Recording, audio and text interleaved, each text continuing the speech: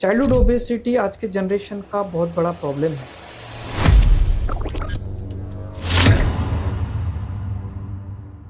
Hello everyone, मैं doctor Abhay Mahindre, director of neonatology और senior consultant of paediatrics, Nobel hospital Hadapsar Pune में।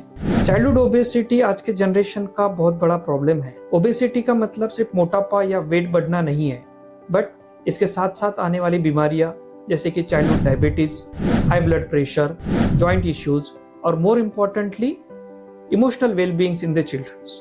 But the good news is childhood obesity is preventable. As a parents हमें सिर्फ 3 चीजों का ध्यान रखना है। हेल्दी डाइट जैसे कि खाने में फ्रूट्स का content, cereal based food and processed and junk food को अवॉइड करना, healthy lifestyle, minimum 60 minutes of play और cycling and more importantly reducing the screen time.